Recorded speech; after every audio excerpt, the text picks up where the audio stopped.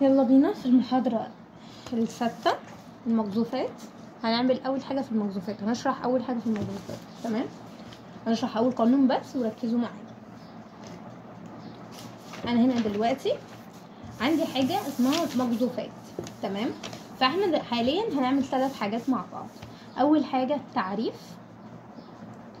تمام، تعريف يعني ايه أصلا مقذوفات، وبعد كده المسار بتاع المقذوفات اللي هي المسار الحركي يعني، وبعد كده انواع المقذوفات. تمام، وبعد كده هنخش في تفاصيل. اول تفاصيل عندنا بيقولك تعريف المقذوف هو كل جسم بيتحرك بسرعة ابتدائية تحت تأثير وزنه فقط. كل جسم، احنا واقفين اهو على مبنى. تمام، واقفين اهو على مبنى، هنرمي تفاحة. التفاحة اللي هنرميها تحت وتقع على الأرض، التفاحة دي هو جسم بيتحرك بسرعة ابتدائية، الابتداد بيها بسرعة ابتدائية تحت تأثير وزنه فقط. وكلمة تحت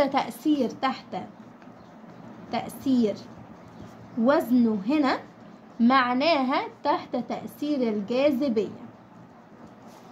مع تجاهل مقاومة الهواء. تمام، حلو الكلام، حلو. مسار حركة المقذوفات، حركة المقذوفات بيبقى ليها 3 مسارات مختلفة، او مش بقول مسار بس، بقول بيتغير المسار ده، المسار اللي احنا شايفينه بتاع التفاحة ده على اساس ايه؟ على اساس 3 حاجات بالظبط. اول حاجة المسار بتاع السرعة الابتدائية، مش احنا قلنا ان هي وقعت بسرعة ابتدائية. تاني حاجة قالك ممكن يكون مقذوفات بزاوية، يعني لما جيت رميت الاستيكة دي رميتها بزاوية، مش رميتها من فوق وقعت، مش رميتها من فوق لتحت، لا ده انا رميتها بزاوية. اوكي، يبقى تاني حاجة هي زاوية الانطلاق. الحاجة الأخيرة اللي احنا قلناها ساعات كتير قوي بنتجاهلها، وهي مقاومة الهواء. مقاومة الهواء لازم تعرف هنا ان السرعة الابتدائية هنا هي السرعة اللي بينطلق بيها المقذوف، واسمها VI. ولازم تعرف ان زاوية الانطلاق هنا هي الزاوية المحصورة بين السرعة الابتدائية، متجه السرعة الابتدائية مع المحور او المحور السينات واللي هو اكس. خلاص، مش كان في عندنا هنا واي واكس؟ هو بقى ايه الزاوية دي، وتسمى الزاوية سيتا، وده الرمز بتاعها. تمام، احنا كده عرفنا اول حاجة ايه هو المقذوف. هو كل جسم يتحرك بسرعة ابتدائية. خلينا نعمل لها هايلايت. المقذوف هو ايه؟ هو كل جسم يتحرك بسرعة ابتدائية تحت تأثير وزنه فقط، بمعنى وقوعه تحت الجاذبية مع تجاهل مقاومة الهواء. بيتغير شكل المسار ده باختلاف ايه؟ باختلاف السرعة الابتدائية اللي هي سرعة الانطلاق، زاوية الانطلاق اللي هي سيتا، الزاوية المحصورة ما بين المتجه السرعة الابتدائية ومحور السينات. تالت حاجة مقاومة الهواء، وده احتكاك الجسم مع الهواء، واحتمالات كبيرة او في معظم الاوقات احنا بنتجاهلها لانها بتبقى نسبة ضئيلة لا تذكر. حلو جدا. طيب قالك تالت حاجة المفروض نعرفها سوا هو انواع المقذوفات. قالك برضو في 3 انواع للمقذوفات. انا ممكن اعمل مقذوف من الى اسفل، مقذوف الى اسفل زي التفاحة كده، وده اسمه في الفيزياء والميكانيكا السقوط الحر. السقوط الحر ده اسمه في الميكانيكا والفيزياء السقوط الحر، ودي حركة تحت اتجاه واحد، تحدث تحت اتجاه واحد من فوق لتحت، خلصت. في واحدة كمان واللي هي المقذوف إلى أعلى، وإلى أعلى دي هي بشكل رأسي. تمام، برضو في اتجاه واحد، أنا برمي لفوق. تمام، إلى أعلى. فاضل واحدة أخيرة وهي مقذوف بزاوية زي ما شرحنا. اللي انا بجذفها بزاويه. بيقول لك تعد حركات المجذوف حركه مركبه. يبقى اول خاصيه، ودي رابع حاجه المفروض نعرفها، خصائص المجذوف. قالك اول حاجه ان هي بتحدث، تعد حركه المجذوف دي حركه مركبه. تاني حاجه بيقولك هي منتظمه السرعه، ولكن ركز على المحور الافقي الاكس، منتظمه السرعه على المحور الافقي. وحركه منتظمه العجله على المحور الرأسي اللي هو واي.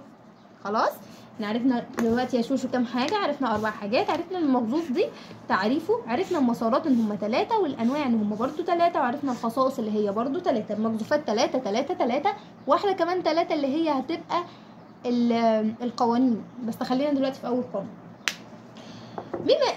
بما ان احنا قلنا وجبنا علاقه او جبنا سيره المحور اكس والمحور واي، فتعال نقول الحركة المجذوف بشكل أفقي على المحور إكس، حركة في بعد واحد. تمام؟ قالك الحركة في بعد واحد دي، وبتبقى خاصية من خصائصها يعني إن هي في بعد واحد وبسرعة ثابتة. بيكون التسارع اللحظي فيها مساوي المتوسط في التسارع. قالك حاجة كمان، معنى ان العجلة منتظمة، مش قلنا ان العجلة منتظمة على المحور الواي الرأسي، العجلة منتظمة. قالت لك معنى كده ان التسارع بالنسبة للزمن، ان التسارع بالنسبة للزمن هو بيقول لك سرعة متساوية. اتفقنا السرعة متساوية هي سرعات مسافات متساوية في أزمنة متساوية. إذا هي التسارع بالنسبة للزمن يساوي 0. حلو.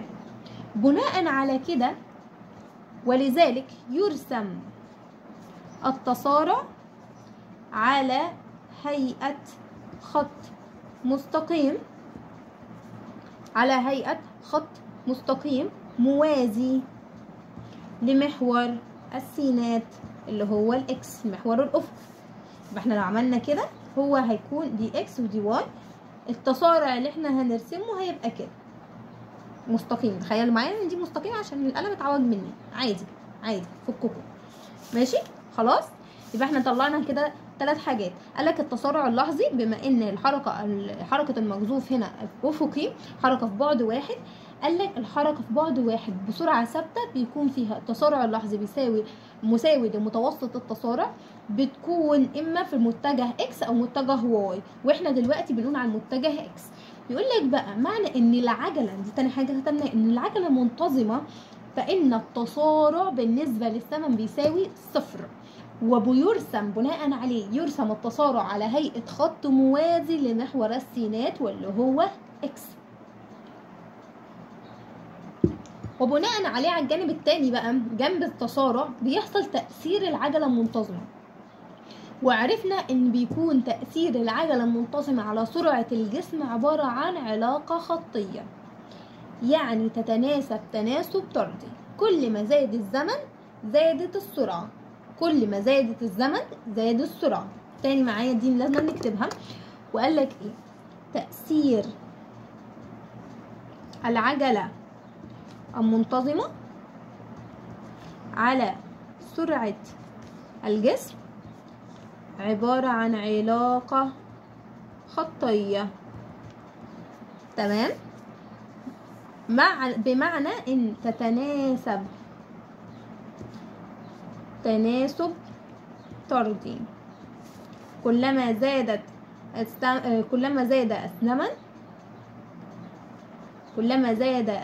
التايم زاد السبيد واللي هو السرعة.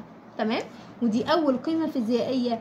يعني اول ما يجي يقول لنا ان ده تسارع اسمها ايه دي، عجلة منتظمة، هنعرف على طول ان العلاقة ما بين التي والاس هي علاقة طردية. كلما زاد ده زاد ده بقل ده قل ده. قالك ان في استنتاج كمان، عندما يكون التسارع منتظم، عندما يكون التسارع منتظم. اللي بيحصل يا شوشو؟ قالك ان السرعة اللحظية هنا، السرعة اللحظية للجسم المجذوف بتساوي السرعة المتوسطة. معانا كده يا شباب عشان بس نفهم السرعة المتوسطة دي ايه. السرعة المتوسطة يعني انا عندي زمن كله اهو، تمام، زمن من A ل B. انا قذفت او رميت الحجارة من فوق المبنى للارض من A ل B، تمام. السرعة المتوسطة اللي وصل فيها الجسم اكيد هتبقى بتساوي السرعة اللحظية. ليه؟ لان هو هنا مفيش مثلا ما كانش فيه رياح شديدة، ما كانش مثلا في شجرة، فالشجرة دي وقفت الخبطة اللي اسمها ايه دي، احنا قلنا وقفت الحجارة اللي احنا زقناها، يعني ما كانش في شجرة وقفت الحجارة اللي احنا رميناها ان هي تنزل بنفس السرعة. فانا عندي هنا السرعة اللي موجودة هي سرعة ثابتة، والعجلة ثابتة، والزمن بما ان دول ثابتين فالزمن بيساوي صفر. يعني ايه بيساوي صفر؟ يعني ثابت. كل ما بتعدي 100 سنتي بتعديها في مثلا 3 ثواني، فكل 100 سنتي في 3 ثواني، كل 100 سنتي في 3 ثواني. فانا عندي السرعة عندي هنا متساوية. اذا السرعة اللحظية بتساوي السرعة المتوسطة، تمام. ومن هنا السرعة اما تتزايد او تتناقص بمعدلات متساوية خلال الحركة. اتفقنا؟ يا اما السرعة تتزايد او تتناقص، المعدل بتاعها ما بيبقاش متغير، ده بيبقى متساوي، لان العجلة متساوية، لان المسافات متساوية، تمام. فهو هنا هايلايتر بقى كبير قوي يقول لك السرعة اما ان تتزايد او تتناقص، ده على اساس ايه؟ بيحصل في معدلات متساوية خلال الحركة، وبناء عليه يعبر عنها رياضيا بأن الV والV هنا يعني السرعة بتساوي VI وVI، اتفقنا ان هي السرعة الابتدائية، زائد A، وA هنا تسمى العجلة في T. وهنا العلاقة يا شباب طردية، العلاقة هنا طردية، تمام. لازم تعرف دي كده سرعة، او دي السرعة، ودي السرعة الابتدائية، ودي A اللي هي العجلة، والتي اللي هي الزمن. احنا كده خلصنا شرح اول حاجة في المجذوفات وشرح اول قانون جه بناء على ايه ودر نفهمه ازاي.